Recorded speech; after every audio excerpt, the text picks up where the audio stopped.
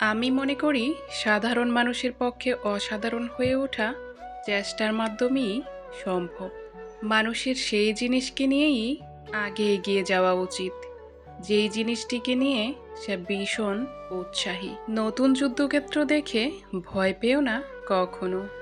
আপনি যদি সকালে উঠে ভাবেন যে ভবিষ্যৎ আরও ভালো হতে চলেছে, তবে এটি একটি উজ্জ্বল দিন, অন্যথায় তা নয়। যে কোনো জটিল কাজ করার জন্য অনেক লোককে নিয়োগ করা একটা বড় ভুল। সংখ্যা কখনোই ট্যালেন্টের জায়গা পূরণ করতে পারে না। যদি কোনো কাজ আপনার কাছে খুবই গুরুত্বপূর্ণ হয়ে থাকে, পরিস্থিতি যতই আপনার বিপরীতই হোক না কেন, তাহলে আপনার তা অবশ্যই করা উচিত। যদি আপনি কোনো কাজে অসফলতা না পেয়ে থাকেন, তাহলে আপনি নতুন জিনিসের আবিষ্কার করছেন না। প্রথম পদক্ষেপে এটা স্থির করতে হবে যে যে কোনো জিনিসকেই করা সম্ভব, তারপরই সেটা করার সম্ভাবনা ঘটবে। নেগেটিভ ফিডব্যাক অবশ্যই নিন, বেশি করে বন্ধুদের থেকে। ধৈর্য একটা গুণ, আর সেটাকে আমি শিখেছি।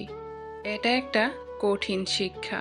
দীর্ঘ সময় ধরে রেগে থাকার জন্য এই জীবন বড়ই ছোট। জীবনে কখনোই নতুন কিছু করতে ভয় পেও না। কিছু মানুষ পরিবর্তনকে পছন্দ করে না, কিন্তু বিকল্প রাস্তা যদি সমস্যা হয়, তাহলে আপনার পরিবর্তনকে অবশ্যই আলিঙ্গন করা উচিত। আমার এমনটা মনে হয় যে সাধারণ লোকেরাও কোনো অসাধারণ জিনিসকে নির্বাচন করা সম্ভব। আপনার কখনোই হার মানা উচিত নয়, যতক্ষণ না পর্যন্ত আপনাকে পরাজয় স্বীকার করার জন্য অন্য কেউ জোর করছে। কোনো কিছু সম্ভব করতে হলে প্রথম পদক্ষেপটা নেওয়া প্রয়োজন। সম্ভাবনা আসে তারপরে। সত্যি যদি কোনো কিছু সত্যি প্রয়োজনীয় হয়, তখন সমস্ত প্রতিকূলতার মধ্যেও তুমি সেটাই করবে। যখন তুমি একটা সমস্যার সাথে সংগ্রাম করবে, তখনই সেটার সম্পর্কে বুঝতে পারবে। যদি বিফলতা না আসে, তাহলে বুঝতে হবে যে তুমি পর্যাপ্ত উদ্ভাবন করছো না। অধ্যবসায় অত্যন্ত জরুরি। ততক্ষণ পর্যন্ত হাল ছাড়া উচিত না, যতক্ষণ না তুমি বাধ্য হও। যে কাজটা করা তোমার জন্য অতি জরুরি, সেটির জন্য অবশ্যই চেষ্টা করা উচিত, এমনকি কাজটির সফলতার সম্ভাবনা শূন্য হওয়া সত্ত্বেও। আমি সর্বদা সমালোচনা খুঁজে বেড়াই। তোমার কাজের প্রতি একজন যুক্তিসম্পন্ন সমালোচক স্বর্ণালঙ্কারের মতোই মূল্যবান।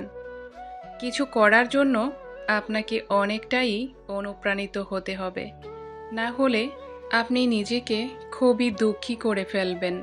আপনার কখনোই হার মানা উচিত নয়, যতক্ষণ না পর্যন্ত আপনাকে পরাজয় স্বীকার করার জন্য কেউ জোর করছে।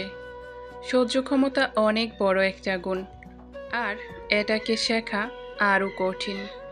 আপনি ঝুড়িকে যদি নিয়ন্ত্রণে রাখতে পারেন, তাহলে আপনি অনায়াসেই সেই ঝুড়িতে সমস্ত ডিম রাখতে পারবেন। সর্বদা মহান কিছু উৎপাদনের মাধ্যমেই একটা মহান কোম্পানি তৈরি হয়। পেপ্যাল থেকে চলে যাওয়ার সময় আমি ভেবেছিলাম আর কি কি সমস্যা আছে, যেটা এই মানব সভ্যতাকে সবচেয়ে বেশি প্রভাবিত করতে পারে। আমি কখনোই এমনভাবে ভাবিনি যে পয়সা কামানোর সবচেয়ে ভালো উপায় কি। মন লাগিয়ে কাজ করুন। তার মানে আমি বলতে চাচ্ছি যে প্রত্যেক সপ্তাহে প্রায় 40 থেকে 100 ঘন্টা কাজ করুন।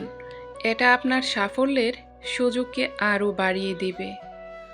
যদি বেশিরভাগ মানুষ সপ্তাহে 40 ঘন্টা কাজ করে, আর আপনি 100 ঘন্টা ধরে তাদের মতোই ঠিক একই কাজ করেন, তাহলে সেই কাজ তাদের সাফল্য পেতে লাগবে প্রায় 1 বছর, এবং আপনার মাত্র 4 মাস।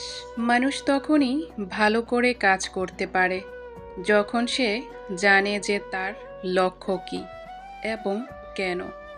ভিডিওটা ভালো লেগে থাকলে চ্যানেলটা সাবস্ক্রাইব করে ফেলুন।